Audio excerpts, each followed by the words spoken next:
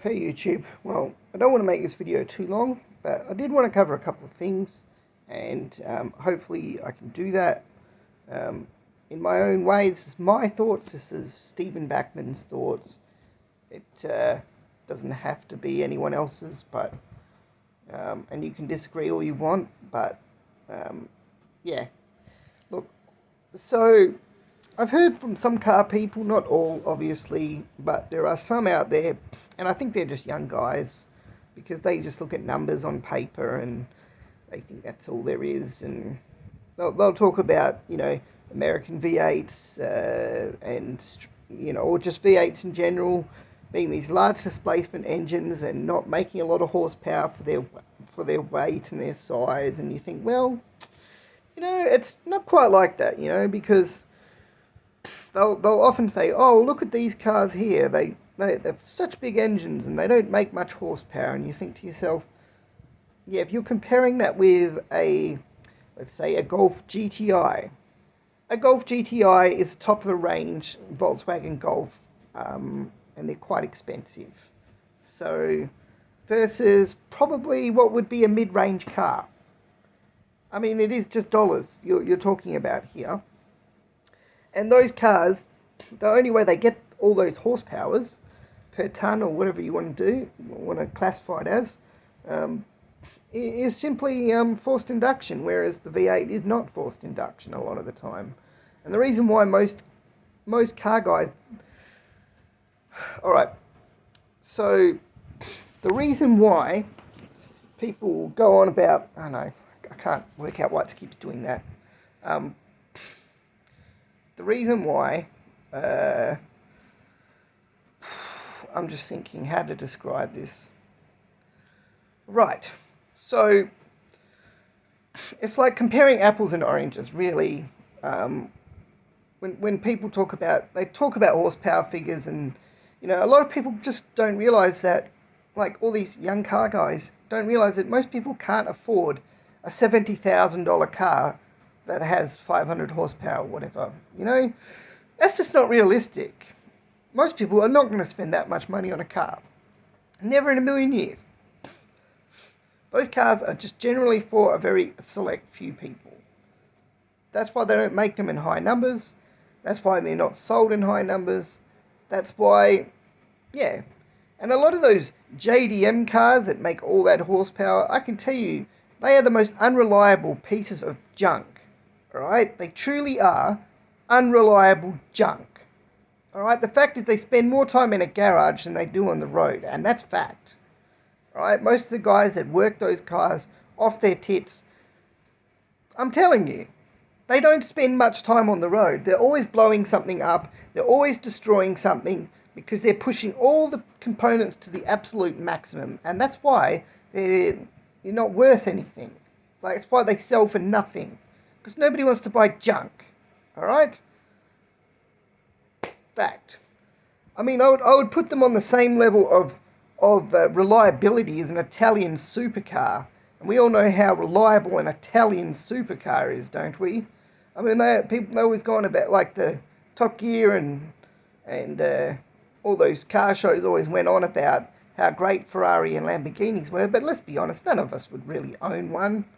Like, who's going to own a car that's going to break down on you every 2 weeks and cost you $20,000 every time, and have to have it off the road for 6 months or something ridiculous like that? Nobody wants a car like that. That's shit. That's a shit car. All right. So, in fact, that's generally why the JDM cars don't really last. All right. So, because they're basically, that's why you see them always advertised for like no price, and they're always like just destroyed. So, in my opinion, I've had Japanese cars, and I can say that they do have their issues. Like, they're not as reliable as what people think. I mean, all the cars I had always had electrical issues with them.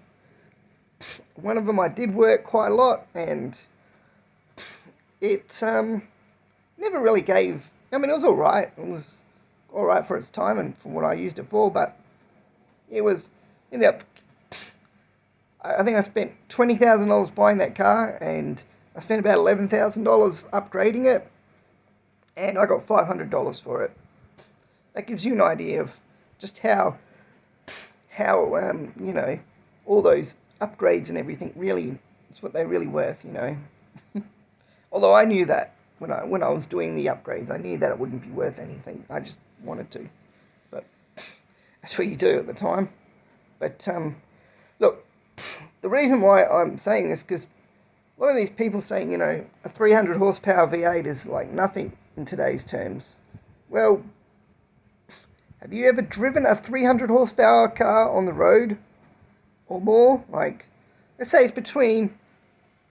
Well, let's be fair. Let's because cars have changed a significantly amount. Let's say it's between 250. Let's say 220, and it'll go all the way up to 450. Have you ever driven a car with that kind of horsepower anyway? I don't think many people would have. Sorry. Anyway, all I'm saying is people that believe that are ignorant and stupid. They've never really driven a car that can actually do those kind of speeds or anything. So, I mean, I suppose I'm talking to a brick wall here. I mean, what difference does it make? These people aren't going to listen. They aren't going to realise. And most of them aren't even going to be able to afford these ridiculous cars that they want anyway. So, yeah. Yeah. I mean, you could maybe get a project car, but as long as if you don't have the shed space and the tools and the parts and the money to do it, it's a bit pointless, isn't it? So, yeah. I'm not saying don't. I'm just saying just be realistic with what you got to do to actually get to that point. It's not as simple as just saying I want to buy a project car, which is I guess where a lot of these guys must be coming from. That's what they want. I mean, we all want something like that. You know, just something to work on, something to do, and maybe drive later. But yeah, look, I don't think V8s are underrated or overrated. I think they are what they are. People buy them knowing what they're going to get. They're not there for saving fuel. They're not there because they're necessarily the most powerful thing on the road. But they're there because they're fun. They have plenty of power for what they are. And ultimately, they make a good sound. So, think whatever you like. Anyway, I think I've rambled a bit on this video. I don't expect this video to crank up views, and it doesn't matter if it does or it doesn't. As you can see by any previous videos, I don't follow a pattern or pick videos because I want views. I don't care about any of that. I just do videos at the time what I think is a good idea. So, that's it. Peace.